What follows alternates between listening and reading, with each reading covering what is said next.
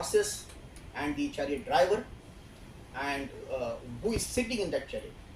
And the same image has been used by Bhagavad Gita. So India's understanding of holistic being is having this one of the central concept, one model which we are discussing is this model of a chariot.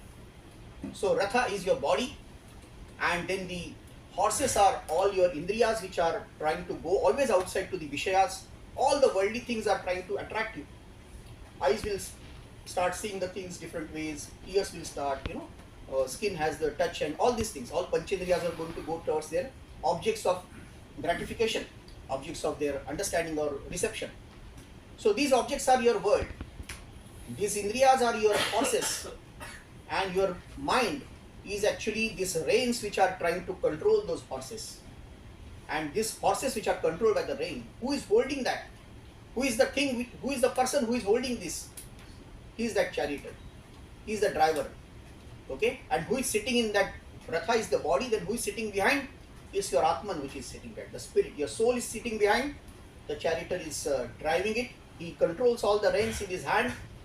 And then most beautiful thing here is that for us he is the Parthasarathi. And when Parthasarathy is driving your chariot, what is there to success and what is there to failure? That's a beautiful saying that अभी क्या रखा है, यश क्या है, अपयश क्या है, वो चला के लेके जा रहे हैं. The Krishna is there who is driving us. So that is the idea which India has got, dominant idea. As compared to now you see the Plato's and other ideas, this is a more comprehensive and the complete idea of it. And therefore we have many such things. If you look at the, in this understanding of our planes and parts as we are talking one by one. So Bhagavad Gita has got beautiful shloka for this. Of course, Parthasarathi and Arjuna is the major model which Kathopanishad has given, and afterwards Bhagavad Gita has exemplified it. The entire Gita has been told by the Sarathi to the person who is sitting behind and who is perplexed and who is telling that I don't know what to do. I'm completely perplexed, and I just put down these weapons and I don't want to fight. And you see the entire structure of Bhagavad Gita, it's so beautiful. When Sri Krishna starts talking, in the second adhyaya he starts.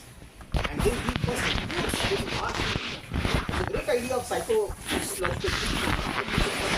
awaken the patient from his slumber and tamas, that he says that Kutasva Kashmalavidam Vishame Sampadastam Anarya Ajushtya Aswarya Akirtikaram Arjuna. And what you are doing is not befitting you. And I'm not going to pamper you and tell you nice things and all, This is a Klebhyam Masmak Gam of Partha. This doesn't befit you. You are not done. If you are such a Mahayuddha sitting here like, I can't do, I'm nothing. So that's the biggest problem of, this is all root of all the evils, root of all the diseases, is this loss of self-image or self-interest and self-belief. If you start with that, you are going to get into every problem. And when at the end, when he comes, after all this deliberation, it comes, you must have remember that. So when he says, he tells Sri Krishna says, I have told you everything. Now you do whatever you want, you do. That freedom is given to you. You do whatever you want. But then the answer given by him is good. He says that now all my infatuation, my problems are gone, my attractions are gone, and now I remember what is, nashto moha smritir labhva. So moha nashta hona, to recover or to disseminate the moha, which is actually the infatuation for different objects of gratification, which we assume that going to gratify us. They never gratify us. They just do it for some time and then they evaporate. So every pleasure comes with a pain as a crown, and every pain comes with a pleasure as a shadow of it. सुख जब भी आता है तो दुख का मुकुट पहन के आता है, तो सुख की परछाई लेके आता है. तो ये द्वंद्व चलता रहता है, and we are tossed and torn between this tussle. That's the whole problem of our diseases, psychological diseases and physical diseases. We don't want constant this tormenting between good and bad, yes and no, nice and not nice, acceptance and rejection, humiliations and celebration. This tussle is very bad. If you want to humiliate, keep on humiliating me. I can go through that. I now understood that. But in between, the celebration comes. So elated by that. Again, after some time, we are put down. These opposites are actually very difficult to handle.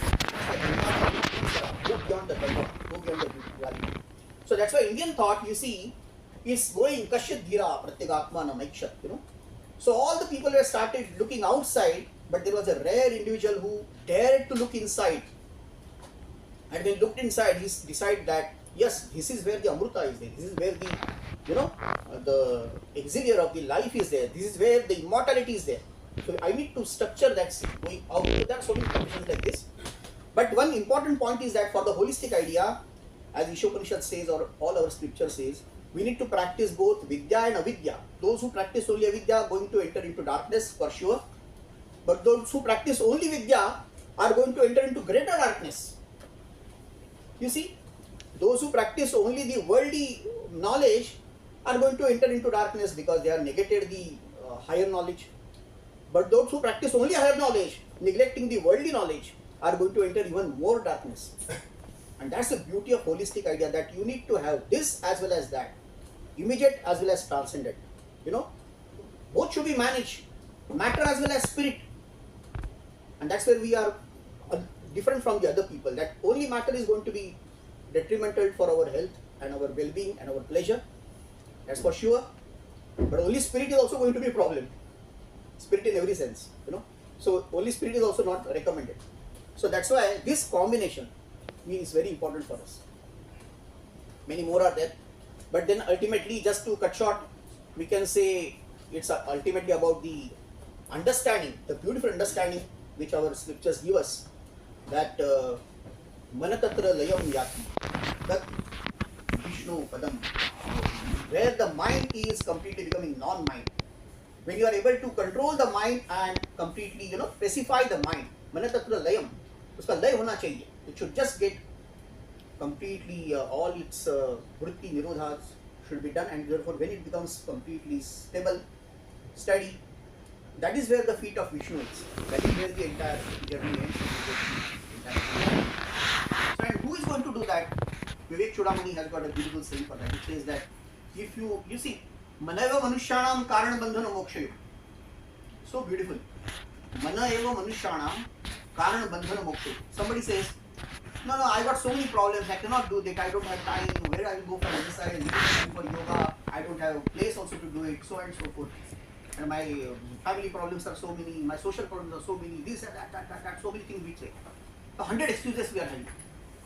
So when we were learning in Vyasa, our teacher was there, Dr. Nadir, you will perhaps know him.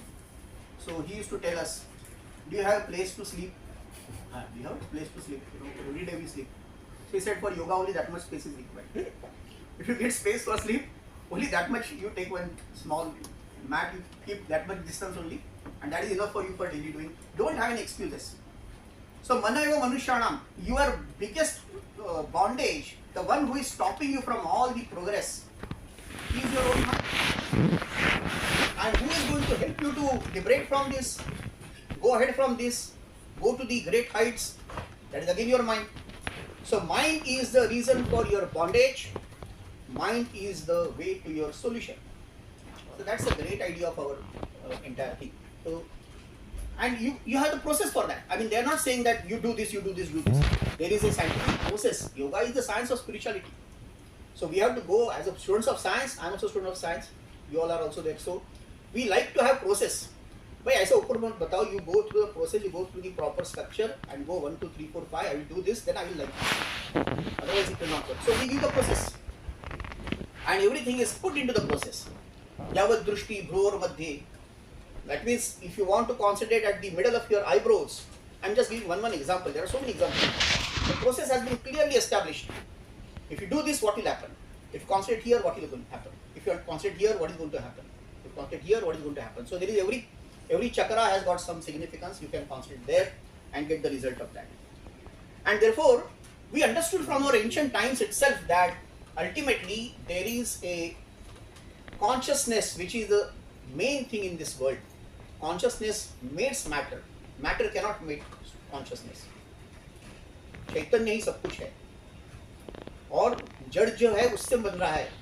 And therefore, even modern scientists, if you see some of the quantum physicists, they are coming very close to what our ancient philosophies and our all this yoga philosophy and spirituality was talking. Like one of the famous scientists said that consciousness is singular, of which there is no plural. If you just take out this quotation and say that this is quotation by Yajnavalkya, it will fit for Yajnavalkya or Vasishtha or anybody it will fit, but it's not by them. Now Eddington, Schrodinger, Niels Bohr and Einstein, all these people are talking same language, what our ancient people are talking. Why? Because they went to the inside of atom and they found that all our logics are defined there. It's not logical, it's supralogical, it's going something different. Atoms are particles on Sunday, there are waves on Wednesday, there are again particles on Thursday, there again become waves on Friday. This is another thing which was taught by scientists. What are they actually? Are they waves or particles? Actually they are both. Because you have to understand that paradox, again quoting a scientist here, paradox is a language of nature and India has understood it. You have to live in paradox. Who else understands it better than Indian people? We have mastered the act of living in paradox. Everything is going opposite, but still we are able to manage ourselves. So that's why this paradox is the whole essence of life. Dvandva. That's why I was taking Dvandva Atito Vimatsara. The one who can go overcome these opposites. Raga Dvesha. Sukha Dukkha. So Dvandva, paradox, particle or wave. So go beyond that and try to understand that both are actually one. That's why Niels Bohr was telling that it's complementarity, not opposition. That is the crux of it. You have to complement each other. How you complement it? That's what holistic idea is.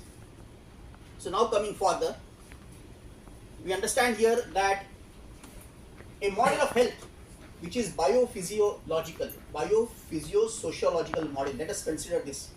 And there are three parts of it. There is a biological part which is connected with the physical health, genetic vulnerabilities and the disability. So that comes in the biological part, right? Just look at this diagram. There is a biological part of our health. It's connected with all our organs and their problems, their diseases, and there can be fever, there can be cold, there can be sugar level going up, blood pressure going up. This is a biological part of it. And then there can be some genetic issues, there can be some disabilities. All this is part of the physical part of it, right? One of the three, not complete, it's one of the three. Second is the social part of it, where you have to deal with the peers, deal with the family members, deal with the society, deal with the other factors in there, and that also is a very important part of health. We sometimes miss it when we talk about holistic health and all, yoga for holistic health. Many times we consider meditation and asanas, pranayama, which is individual, sometimes in group. But one dimension perhaps is missed is that there is also society which is connected with that. You are not alone, you are connected with so many other things, your duties in the society. Your father, your parent, your son, somewhere you are brother, somewhere you are a society member, somewhere you are a corporate employee, somewhere you are a voter. So you have different roles in society also. In all these roles also there is a health issue which is there. If that is not happening correctly, if that is not having a integration, it cannot have simply doing individually some practices yourself is not going to work, because you and your outer part is also connected to each other. And the third dimension is psychological, that is the self-esteem, coping skills, social skills, and all. That's a psychological part. So biological, psychological, sociological. Let us understand these three aspects.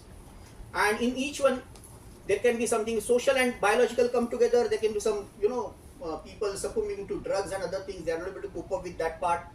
There can be temperament and IQ part which can be having, or some medicines can be given. Drug in both the sense. It can be bad drugs and good drugs also, but they can be affecting this part. Treatment, the temperaments and the IQ part connected with the other two aspects, and the family relationship trauma connected with the psychological end. So all three circles are intersecting to give you some ideas. At the middle of it, it's your mental health. But when I say mental health, it's a larger idea of mental health. That means it is all Indriyani Paranyahu, Indriyastu Param Mana. That means there is a organs, there is a prana, there is a mana, there is a buddhi, and there is a atma. So in that sense, I am using the word here. For simplicity, I am using mental health. It's your entire health which is connected. So remember this, that there is always two parts of it which needs to be controlled. And in the famous Indian system, we say there is a chakra system. I'm not going that right now, but from the Muladhara chakra to the Sahasrara chakra, and everyone has got some, utility, and there is some significance. And if you concentrate on that, how this energy which is inside you, it has ultimately managed. You have to come out of it, and ultimately every chakra has to be coming out as a Kundalini Jagrati. So that is where Indian model goes further, more vast in the entire thing as compared to the many other models. One of the very dominant model or important model is Panchkosha. Some of you probably know, but we'll elaborate it a bit because it's very important model. And it comes from Upanishad, where Bhrigu and his, Bhrigu and Varuni Samvad is there. And there and all our things go through a beautiful stories. So people should like stories, People always like stories, and storytelling is a very important thing even in management today. all over world people know storytelling is important. That's why all our scriptures are full of stories. When a disciple goes to the Guru and tells the Guru that, sir, I want to know what is reality, what is the completeness, what is perfection, what is this world made up of? And then the Guru says that, it's a good question, nice question. So why don't you go and find out yourself rather than asking me? Just go find out. I'm not going to spoon feed you. And then you come back with your answer, then we'll discuss it. So he goes and he says that, oh, everything is to be physical. I have a body, there are some blood cells in that, I can think that there is some nerves going on, something, everything is physical. They say that there is mountains and rivers and stones and so many things, objects outside, there are stars and galaxies. So he says, comes back and says, okay, everything is physical, I understood. Physical reality is the ultimate thing.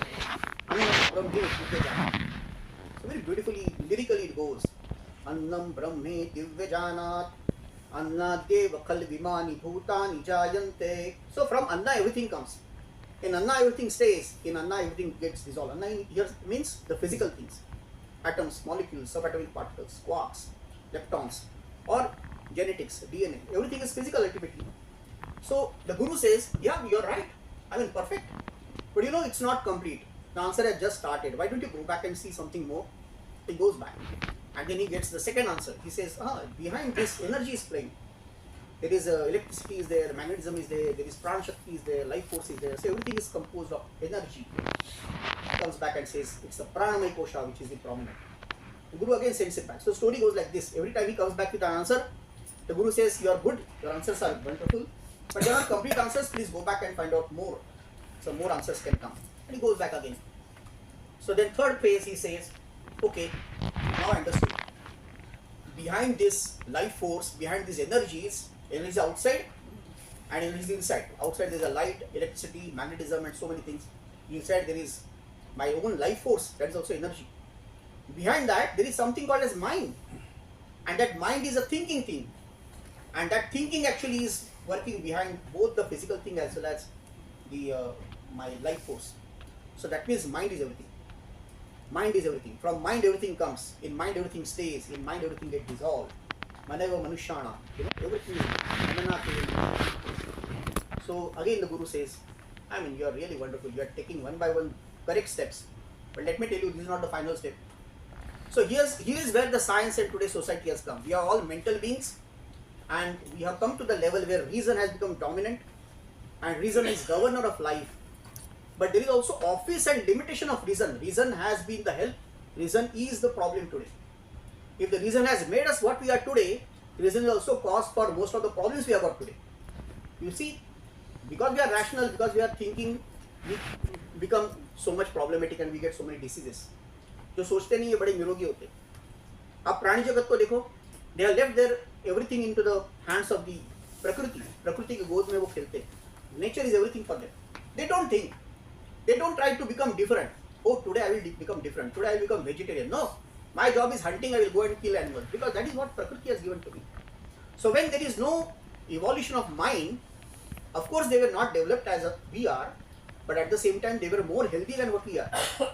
You see here, most of they will live better life and they are less tormented. There is no stress management required for them. If you go to any fox or any elephant, say, I'll teach you stress management. Yeah, I don't want. It's not required for me because I don't have any stress. And they are controlled by their naturalness that if they are not hungry, if they have already eaten something, even if in front of them a prey comes, they will not hunt. Not with human beings. Whether we are hungry or not, we are going to eat because we are more evolved. So our mind says, it's good, now I should test it. It's a nice thing, I should test it. So whether I am hungry or not, whether I require it or not, many times for ourselves, many times for family, many times for society, we keep doing things which are actually not required and they all start getting diseases for us, Everything becomes a problem for us at sociological, at psychological and physiological level. So that mind is everything, but that mind is a problem also, It has been good and bad. And therefore, at least this time, science has said that there is a cosmic mind, there is a universal mind behind all the physical and energy things. Fine, that much is correct. But what is beyond that? Many times when we take yoga lectures and all, people start explaining Vijnanamaya and Anandamaya Kosha also. It's a bit difficult to explain because we as a society have not reached to that level. So individuals have reached there. So beyond mind, there is, we say, as per our psychology, there is a higher mind. there is a over mind, there is an illumined mind, there is an intuitive mind, from where the intuitions are coming, from where the imagination is coming. If you can cultivate that, cultivate imagination, intuition, creativity, you will be always healthy and happy. Why? See, those people are constantly creating, constantly trying to think something creative, think something positive. You'll find that they are generally very happy and content people. They also go through the problems because there is a creativity block in them and all, but generally they will feel better than other people. So that's why this Jnanamaya Kosha is a bit difficult, because it's going beyond the mind and we don't have as an aggregate got any idea to